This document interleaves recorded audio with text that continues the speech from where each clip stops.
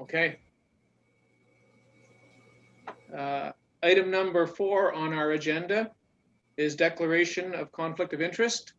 Anyone have anything to report or say? Okay. We're on item number 5, which is business arising. Virginia, do you have any business? Nope, not. I've got some new business down in section 9, but Okay. And we'll wait for Robert's comment when we get down to section 9 as well. Item number 6 is Parks and Recreation Advisory Committee projects. Item number 1 under that, our subcommittee is for Stack. Ashley Stack has not been on the City Council docket as planned in January. Apparently that's been moved to February at one of the meetings. So basically with Stack and the Sioux Cycling Club, that's what we're waiting for Council's approval to go ahead with the fundraising for the single track trail in the Finn Hill area. So basically that's still an item that's on hold, but hopefully in February they'll get the go ahead. Anyone have any questions or comments? Okay, item number 2, Finn Hill improvements. We did see that Brent Lamming had a very complete report that was presented to council. Brent, would you like to make any comments? Sure, Dean, thanks for the opportunity. The report was well received from council. And thanks to Mr. Charlie LaChapelle Smith, who brought this item forward. And it was a good testament to see that youth in the community being involved in the city. So that was nice to see. And from that, the resolution that was finally approved at council circled around 3 things. The first thing was for staff to investigate a budget, which we're working closely with Virginia, Margaret, and then the park. The other thing was with respect to increased lighting on the hill. We have good lighting now at the base of the hill, but now we're looking forward to hopefully bring a capital request forward as part of the resolution for 2022 for that. And through the parks team, once the snow melts, they're going to focus on some natural berming that will aid on the hill with some natural obstacles for sledders to help improve the experience for the riders. And then all the other items we brought up to date on council, which had been done and was contained within the report. So the progress there was communicated to council. Oh, that's great. Are there any comments or questions about that report? Chair recognizes Robert. Thanks, Brent. The lighting, is there any plan of doing lighting at the top of the hill, or doing what you kind of did at the bottom of the hill, where you had 2 kind of lampshades, one for the street, one for the hill, the big hill, maybe up on what's that, Village Court, you know, shining down at the top. I don't know. Is there any plans on that? Yeah, if you would like me to take that, Dean. Yeah, that's exactly what we've been tasked to do. So of the 3, that's one of the things we have to come back with council is options for lighting on the top and facing down the hill. And staff have already explored some options and unique ways that we could have light illuminate in environmentally friendly ways. So that'll come forward to council as part of the budget process. So thanks, Robert. Okay, my other thing about the berms, I assume when you're saying berms, are you planning on putting these berms midway down the hill, or at the bottom of the hill, or where? They'd be strategically located. I think I know where you're going with that. We wouldn't, right now we sometimes have challenges with respect to youth mostly creating jumps on the hill. So park staff are addressing that. So this would provide opportunities in strategically located, not highly utilized areas in the middle, but areas where they could access, where there'd be a bit of more challenge in a safe manner. So hopefully that addresses your concern. Not quite. My concern is, everyone knows I live up in that area and I walk all the time. As much as Dean wants to close the hub trail, I still walk the hub trail in the wintertime. And I still think that the city should still do something about that, keeping that hub trail, because it is extremely well used. believe me. I walk it almost daily, and it's a good thing. But what I've been noticing is these children and adults, parents probably, are going down the hill, and yeah, you got the nice straw bales there on the one corner, and then you got the bales on the pole, the fence, but in between there's nothing. And these kids, I don't know what's underneath their carpet or their sled, but they're flying down there, and a lot of them are coming right into the fence. And it's I broke my neck 33 years ago. I wouldn't want to see anybody else break their neck, because it took a year and a half out of my life. But I've seen what's happening now is, now I don't know who has done it. Maybe it's the city staff, but they've taken some hay and they've spread it down towards on the bottom. Oh, I don't know. I can't. I'm looking down at it, so it might be 20 feet or 30 feet from the fence, and maybe it was placed there strategically to slow the sleighs down, so that when they're coming into that fence, they're not going as fast as they were. Some kids are really good. As I was watching them, some of them can really steer that thing and go this way or that way, or to make sure they avoid the fence. But I was thinking, if you're going to put any berms, maybe just for the winter, like you don't have to put permanent ones, but if you do, close, from the fence, in front of the fence, so that, the kid's going to go up, and then it'll slow that sled down or that carpet down. And then if it comes down, and maybe even put a second berm so they don't hit that fence. I don't know. That's my thoughts. I don't know what you guys were thinking, or if you've been there to watch these kids going down the hill. Go ahead, Grant. Yeah, I can speak to. I was actually there last evening with my son. He was there, so the hay was strategically placed at the bottom with the attempt to slow down. And Margaret or Virginia, feel free to jump in as the hill gets more utilized and ice builds up. Sometimes that increases the speed of the sleds, as we know. So that is why they put the hay at the bottom. Okay, but maybe when you're planning on these berms, maybe you should be thinking about doing something close to the bottom, so it'll slow these guys down, when they get there, instead of putting hay there all the time, Yeah, no, we can pass that along to the parks area to look at that, to potentially have that as an option. So we'll take that as a takeaway to follow up with them on. Okay. My last comment is, Charlie wanted a toll road, and I want one too for that hill. And I understand. I completely understand what you guys have said in your reports and what we said last meeting. But lo and behold, I'm watching CBC National News, and there's some father. He's a bit of an engineering person, I would think. He's developed something that wasn't all that difficult, and it didn't. I'm sure it didn't cost $265,000 for it. And the rope was with a motor. He's even reduced it. He put a reducer because it was going too fast. And it's really close to the ground. The kids are on their toboggan or on their carpet. They grab on, and the thing just pulls them up. And then, they come off at the top.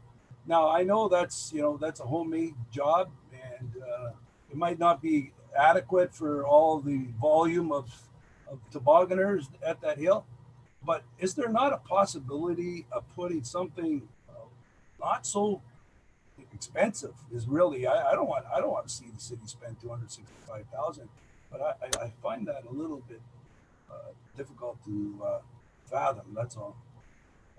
Dean, did you want me to take that one? Oh, I think you're on mute. I think the word we really have to remember is liability to the city and safety for the users. And basically,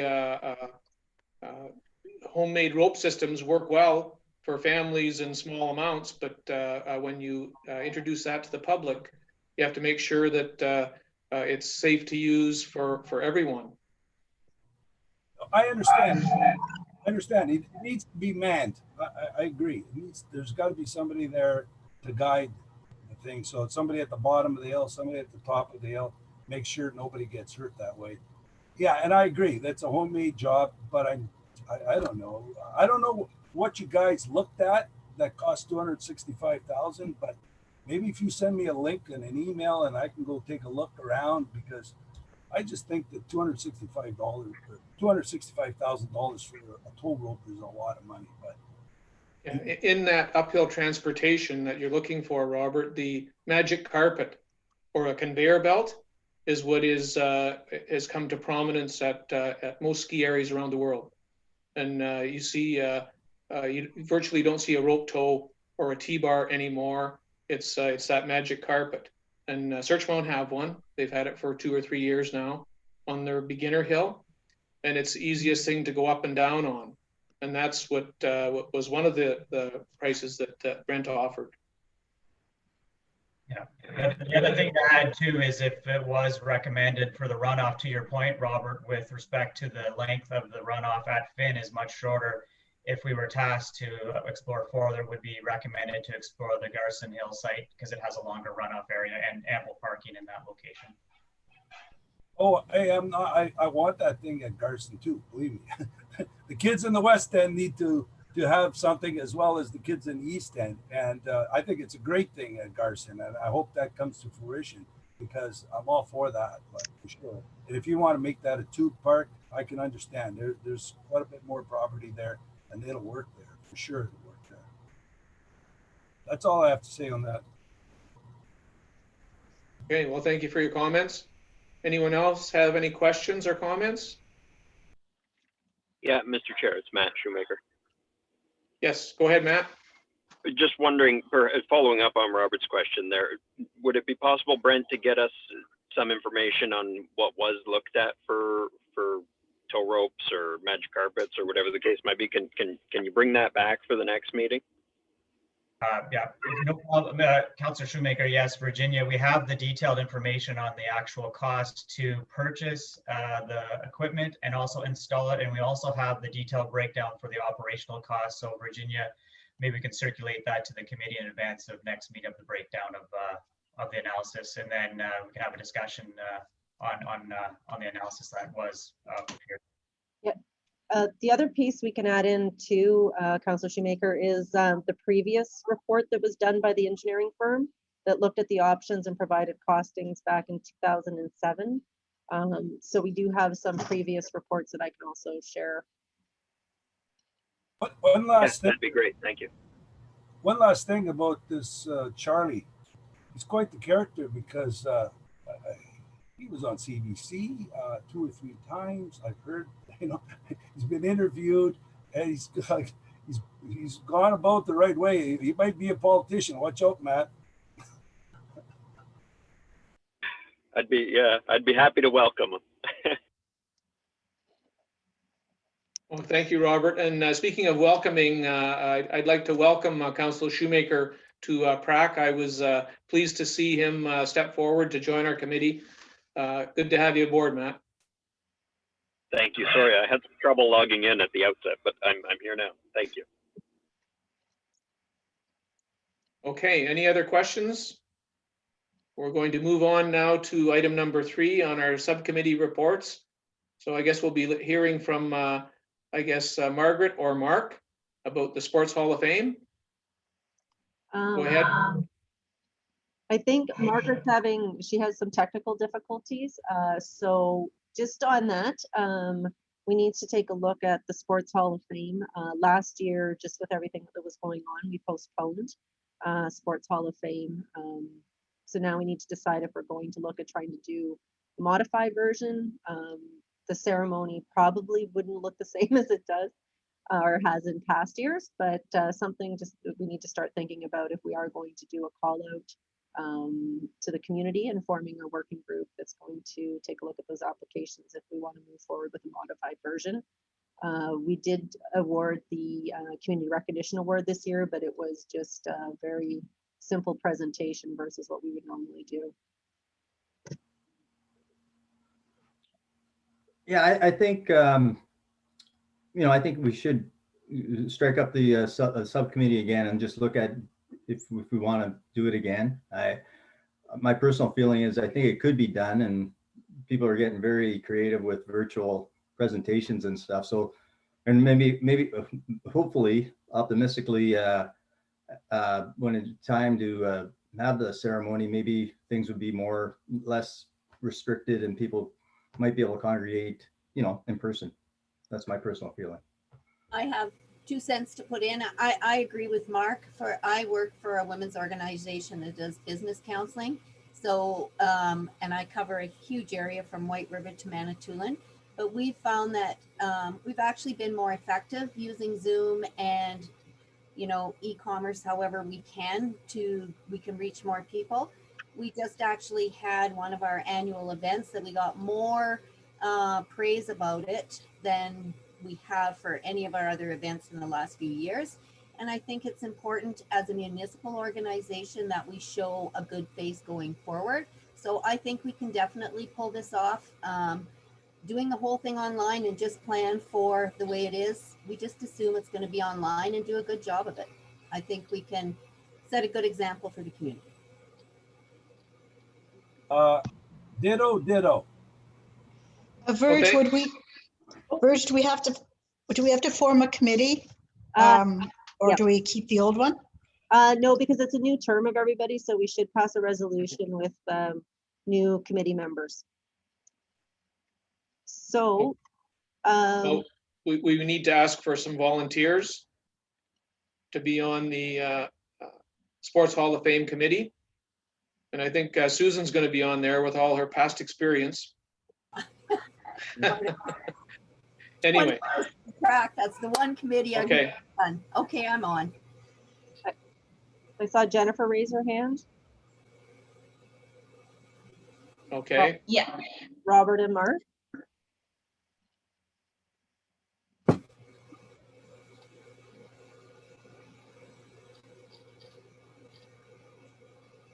Okay, so Virginia, there's your committee.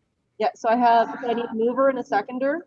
Resolve that Jennifer Flood, Susan Milne, Robert Caricato, and Marco Delana be nominated to the Sports Hall of Fame committee. I'll move it. I'll second it. So Matt, Councilor Shoemaker, and Dean, and I have to do roll call. Or Dean, did you want to do it? Sure, I'll do roll call. I'll start with me. I'm for. Chris? For. Jennifer? For. Robert? Or Mark? For. Paul? For. Susan? Yep. And Councilor Shoemaker? Yes, thank you. Okay. So I'm sure from between Mark and Margaret, you folks will be hearing about your first subcommittee meeting, but I think that's a great start. Thank you all for volunteering. Now moving on to item number 7 on our agenda. Outstanding items and resolution. We have the Anna Marinelli Park revitalization. Margaret, or not Margaret, but I guess Virginia, are you speaking to that? Yes, I can speak to that one.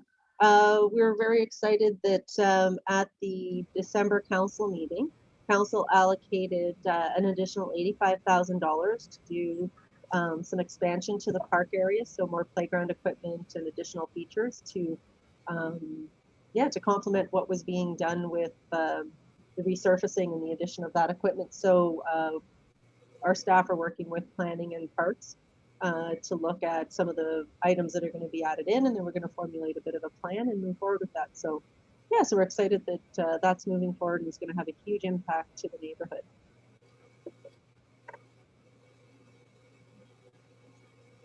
Oh, I think you're muted, Dean. Thank you. Any questions or comments from anyone? Thanks, Virginia. Okay, we're moving on to item number 8, which is correspondence and publications. Is that all done electronically now, Virginia? It is, yeah. So when I've had them come through, I've been trying to forward them to committee members. So usually it's Green Sword or Landscape Trade sometimes come through. Thank you. Okay, thank you. All right, item number 8. Under new business, we have item number 1, is a Seniors Inclusive Community Grant. And I guess Virginia, you get to have the floor again. And Margaret can chime in as well. So we were excited an opportunity came forward for an inclusive community grant, which focused on seniors and also from an accessibility perspective.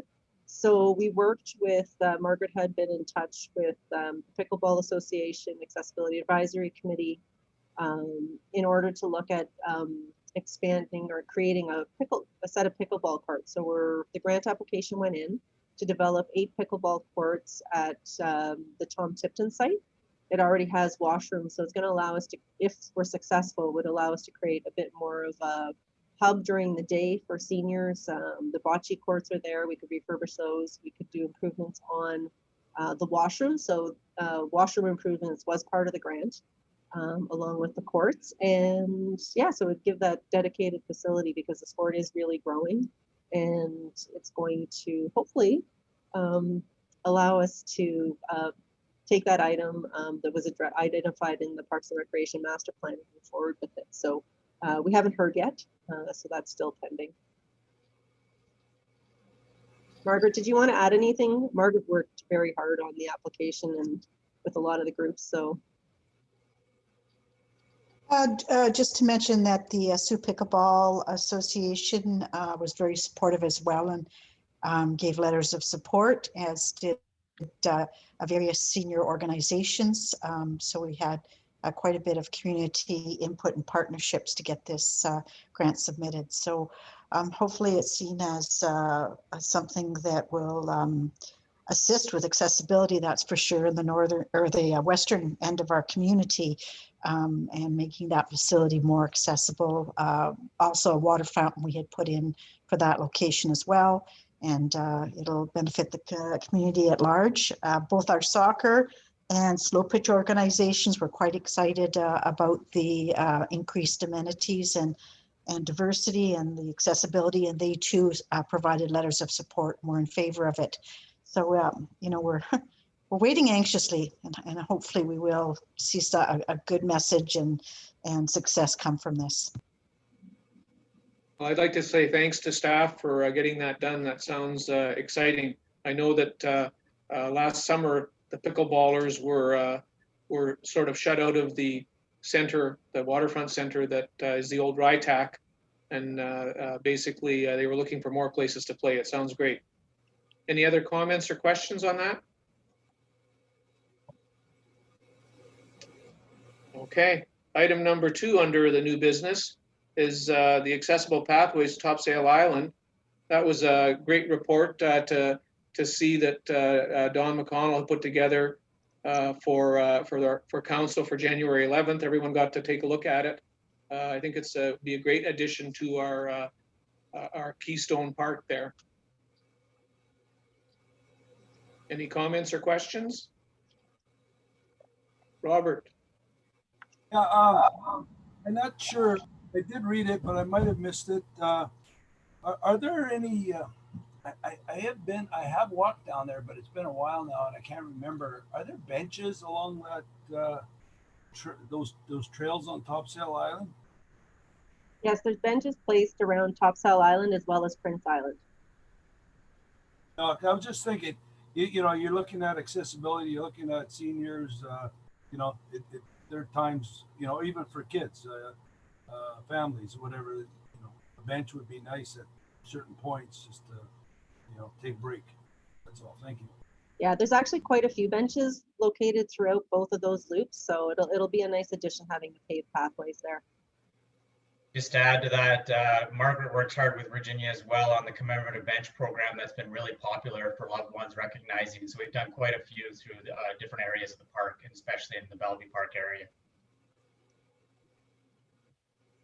Do we know, sorry, Go ahead. if I may, do we know, I know that those paths became a bit waterlogged this year. Are they going to be moved back, or are they going to be in the same place, but just they'll be more durable now? Did you want me to take that, Vert? Yeah, sure, Margaret. Parks has been addressing all those drainage issues at Bellevue Park. And they will, some of those areas are just the granular right now. So prior to putting in any kind of paved pathway, they will be addressing those water issues and drainage and making it with the concept of keeping it in place for quite a long time. Yeah, perfect. Okay, great. I don't make it to Topsail Island too often, but Prince Island, I know the path there was eroding rather quickly.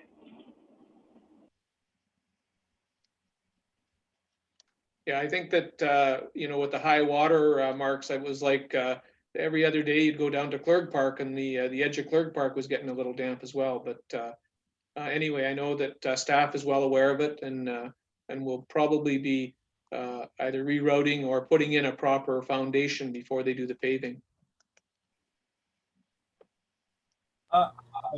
Just out of curiosity, yeah, Dean, I didn't mean to interrupt. I know we don't want in there, but is there any kind of facilities that I know that we encouraging dogs to come down there? Those little dispensers for, that they can take out a plastic bag and or something to throw the stuff into the garbage containers. Are they down there? They're down there, Mark. Yes, they're in place. Great, good. That's all I was wondering. Could I ask one question as well? Sure. Brent, you mentioned the commemorative bench program, and I remember when we first started that program. I'm just curious, perhaps for the next meeting, if you could give us an idea of the numbers annually that are generated with that program, the number of benches that, I have no idea. I know we came up with that program several years ago, but I have no idea how good the uptake is on it. So just curious. We'd be happy to, Susan. Margaret can put together a list of requests we have and what's outstanding and to deliver. But I'm just in discussions with her. It's been quite the interest as of late. So hope we can get a running inventory of the requests, Margaret, by this email or by this Zoom request here from Susan. If you could do that for us, that'd be great. Just even ballpark numbers to give us an idea. Thank you.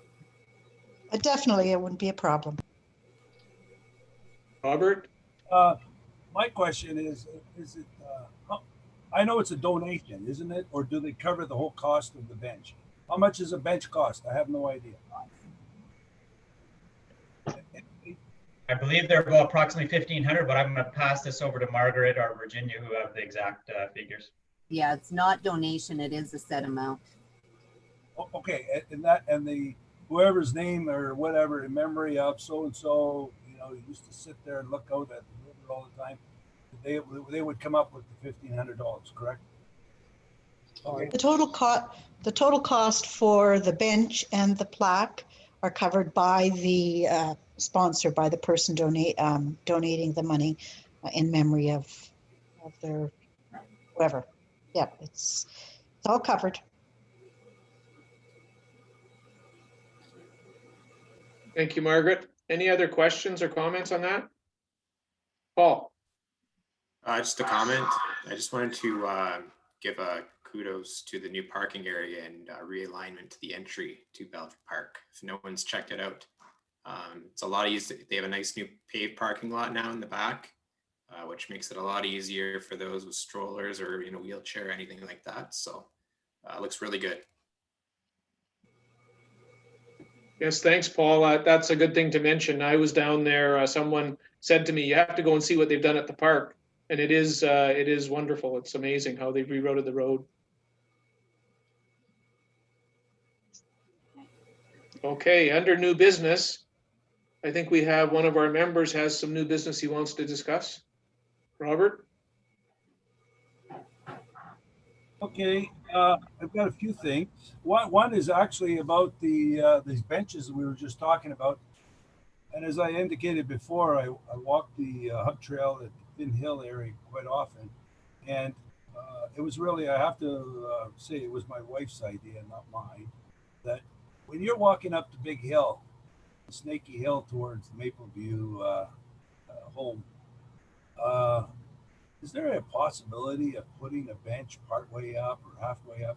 Because I do see you know, you don't see many, but I do see, yeah, I'm a senior, but I see some other seniors, more senior than I am, and they are walking it. And I would think that they would probably, you know, enjoy a break or something, because it is a steep hill.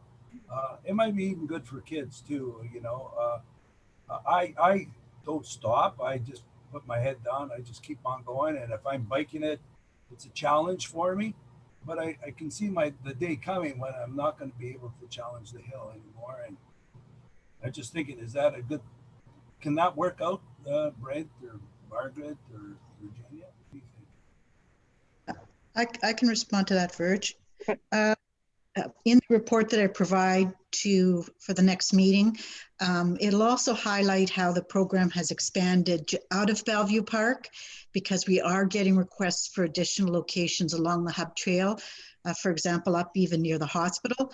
So that is something that we are open to, and we are pursuing putting more benches along that area.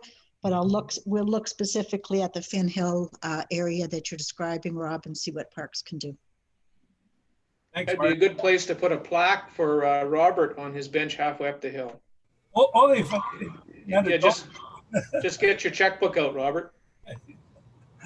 Virginia? I was just going to add too, I know throughout the bottom section of the Hub Trail and up that hill section, they've used a lot of those huge pieces of stone that were square cut to act as natural benches, as opposed to the other style of benches. But those were strategically placed as stopping points throughout the trail system. Chris? Just more of a question. Like, has there ever been any thought on, to Robert's point, people challenging themselves to maybe getting a little bit too much with what they're able to do physically? Now they're on a trail, in the middle of the trail. Potential for cardiac arrest. We never want to think about these things, right? But is there ever any thought about like a plaque or something to suggest where the nearest defib is? I don't know. Is that something that has even been thought of? I know you can't just put a defibrillator on a trail because obviously it would get stolen. A friend of mine's father went snowshoeing, and I know that they say you go at your own risk, right? But maybe if there was a defib there, he would have lived to see another day. I just always think about those things from a health and safety standpoint. So more of a comment than anything. I know the large Hub Trail map has washroom locations, AED locations, but I believe the AED locations that are marked on it, and Dean, you may know as well, are locations where the AEDs are at city facilities. So they wouldn't necessarily indicate that maybe there's one at Mapleview Right. available there because it's privately owned, but the larger map, but not everybody always has that larger map with them.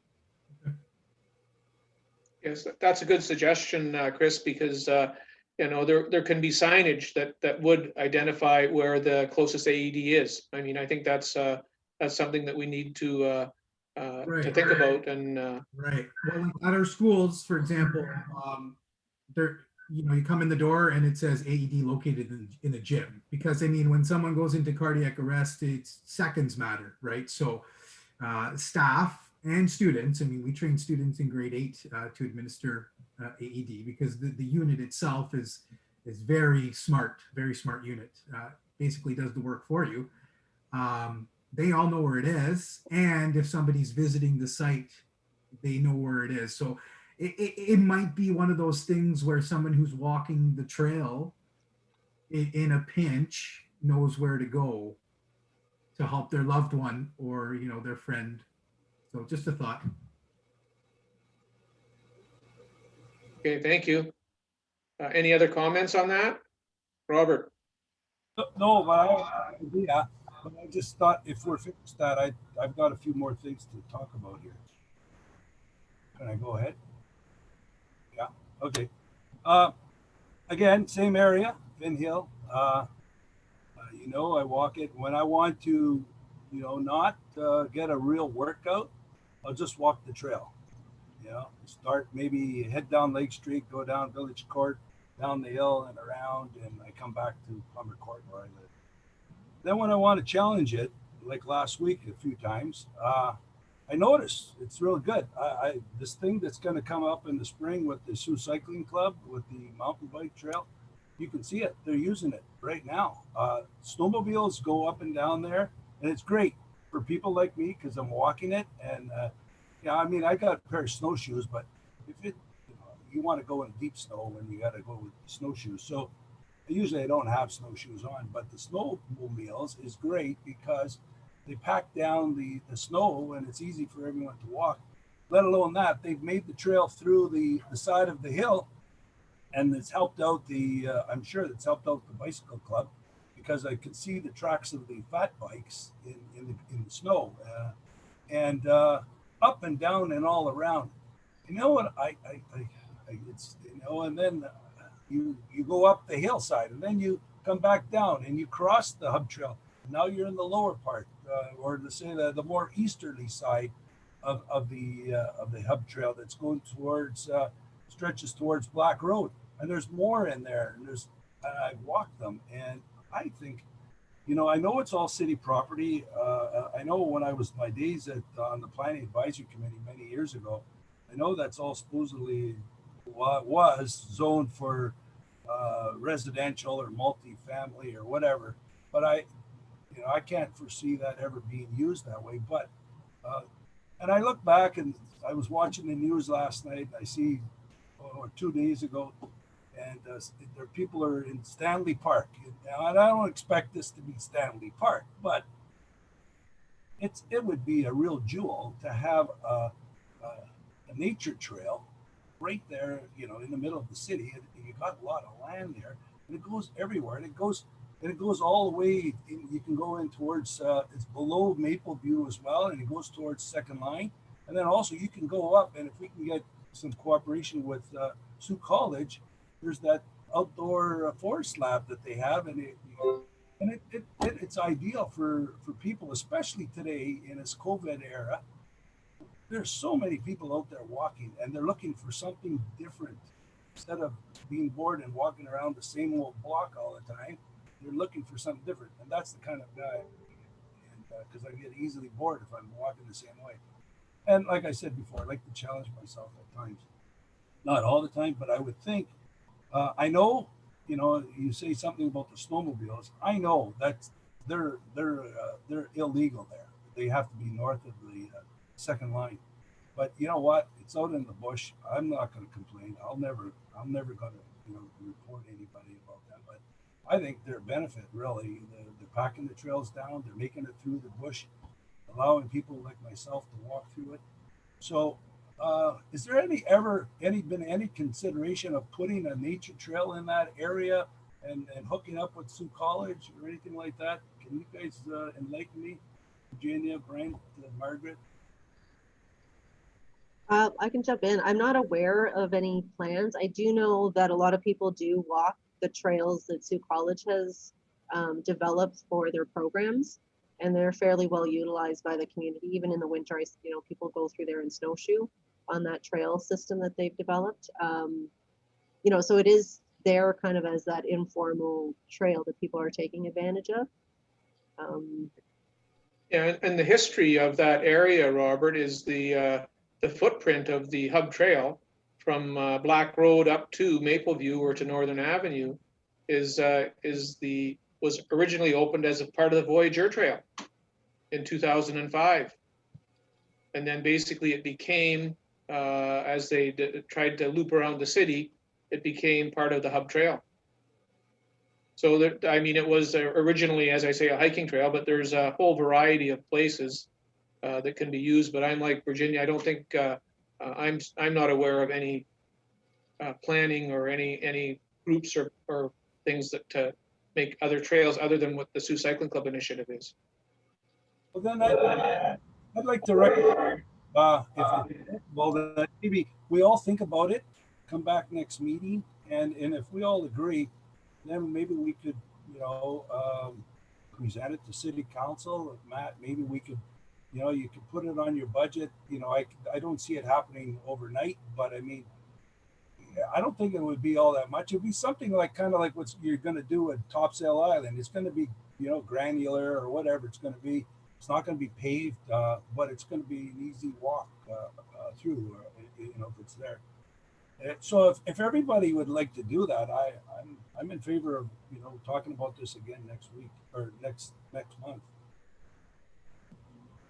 Okay, thanks, Robert. Now, I'm sure you have other items on your business agenda. You know you're limited to only 3 new items. Not really, but go ahead, Robert. Okay, my last one is kind of, I led into it a little bit, is I know last year with COVID, it hit us right square in the forehead, blew us away. We didn't know what to do. We didn't have many meetings. But I would like for next meeting, if everyone would think that, what do we think that we could make the quality of life in Sault Ste. Marie better? Come up with a plan of some sort or some kind of what projects we maybe, and then I know usually it comes from city council down to us, but sometimes, it could go, I think, it doesn't hurt to go the other way. A suggestion. I'm not saying that we're going to be adamant and it's got to come. But I mean, I would like to see, us doing a little more than we did last year. That's all. And I don't blame anybody because I was hit, just as well as everybody else. I didn't know what to do. How do we survive this COVID? But you know what? I kind of think in a year's time we're going to be still wearing masks, and God knows what's going to happen with these variant viruses or whatever. We might be doing this for a while. So maybe we could think about it. And if it doesn't come to pass, we all get vaccinated and we can go back to somewhat normality in a year's time. That's great. But that's all I would think. Something that we could investigate and, and work through this COVID era. That's all. Thank you. Yeah, well, thank you, Robert. I mean, I certainly agree with things you're saying, but you have to remember too that our very concise Parks Master Plan has a list of priorities and some things that we want to have accomplished or whatever. And we have to remember that we are a committee of council, but it's great to have those discussions and start an idea. I mean, look at, as you say, your new hero, Charlie, what he's been able to do with his idea, reaching out, and it's made some movement happen and some great improvements are going on in your neighborhood at Finn Hill. Any other comments or questions? Chris? I do agree with what Robert is saying. I mean, I think we always need to stay current and continue to have creative ideas moving forward. I wanted to just make a comment though about what is in place, and just commend the PRAC committee for the outdoor activities in the winter that we're able to do during this pandemic, and others who have been involved to implement these activities. I mean, I brought my son to the skating rink by the river, and at night it's magical. During the day, on a nice sunny day, it's gorgeous. It's an opportunity for folk to get out of their house and work on their mental health, and getting them out and breathing fresh air during the pandemic. So those items are very, very special to people, and they don't even know it. So I want to commend those who have, put their best foot forward for those items. But once again, like Robert said, we always need to stay current, and I also agree with what he's saying there as well.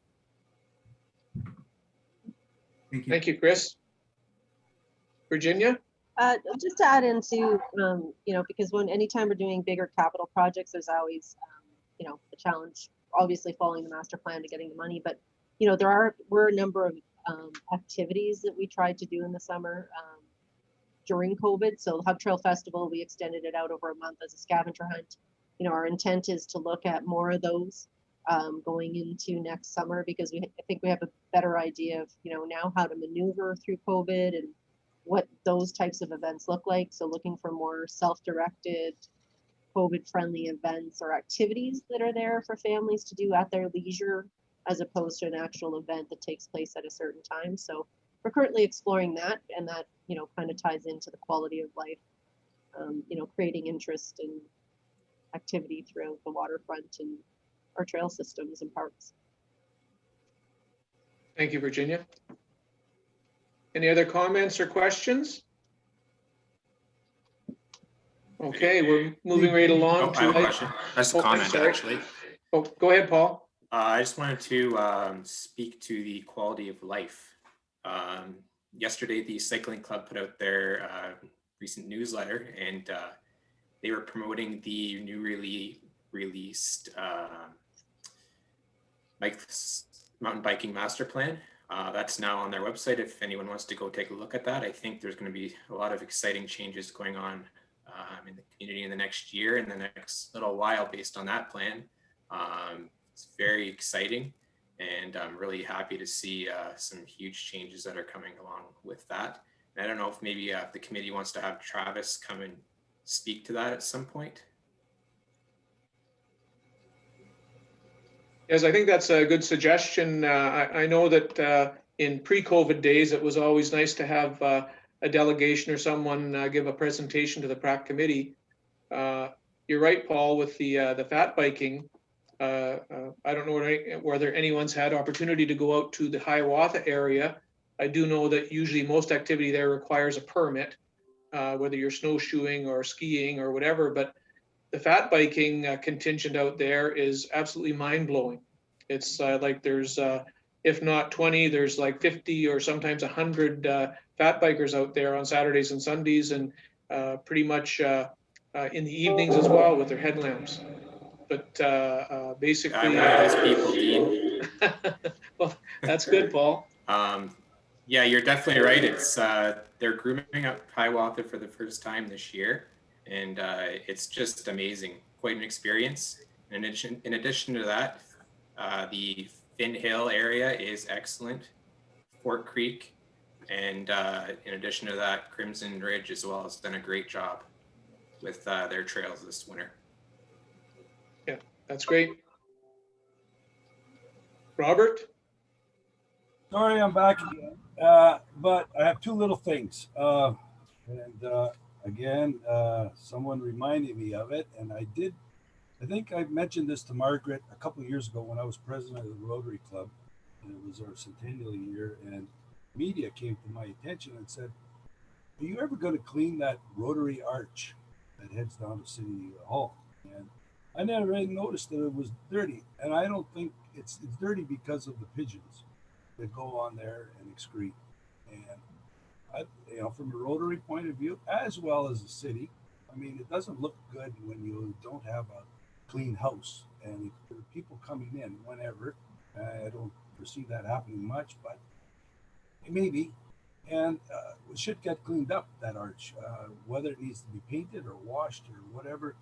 I hope it gets done. I'm not sure if whatever you did, Margaret, if maybe it just forgotten and it was done, got overlooked, that's okay. I mean, but we should address it at some point. And lastly, like I've been telling you, I've been walking quite a bit, and you know that I'm a Rotarian and past president, and we're all about helping out physically disabled children, and it's Snow-A-Rama time. Normally, Snow-A-Rama would be 160 kilometers. You go from Sioux up to Mooley over to Searchmont and back home.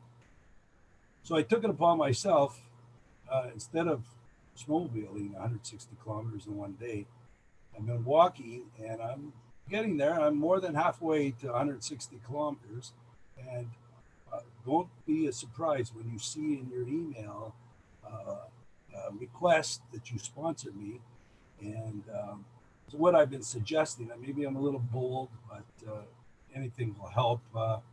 I'd say, if you can donate 25 cents on the kilometer, which would be a $40 donation, that'd be greatly help. It'll help Easter Seals.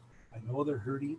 It's like every other charity because of COVID, but the kids' needs are still there, and we try as Rotarians to help out as much as we can, but we always need the support of the community. So don't be surprised when you get that email from me. And if you can help, it'd be much appreciated. Thank you. Okay, thanks, Robert. That's good cause. Any other comments or questions? I just want to, it's Margaret. Yes, Margaret? It wasn't forgotten, Rob, just to reassure you. It was cleaned and the clock was repaired. Do you recall now that the clock wasn't working properly?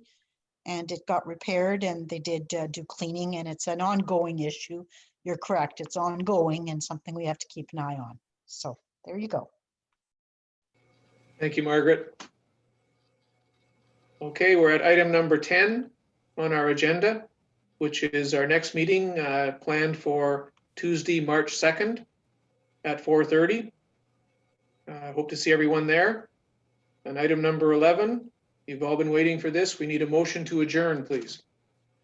Robert, and a seconder. Chris? And Susan? Yes. I like your cat in the background. I ended up putting my cat out before I even started. Well, it's like we get on in every meeting, she's here. Okay, well, we're going to do a roll call. We need for 4, I am for adjourning. Chris, Or Jennifer, 4. Robert, Yes, four. Mark, Or Paul, 4. Susan, 4. Susan's cat, Yep. and Councillor Shoemaker is gone. Okay. Well, thank you, everyone.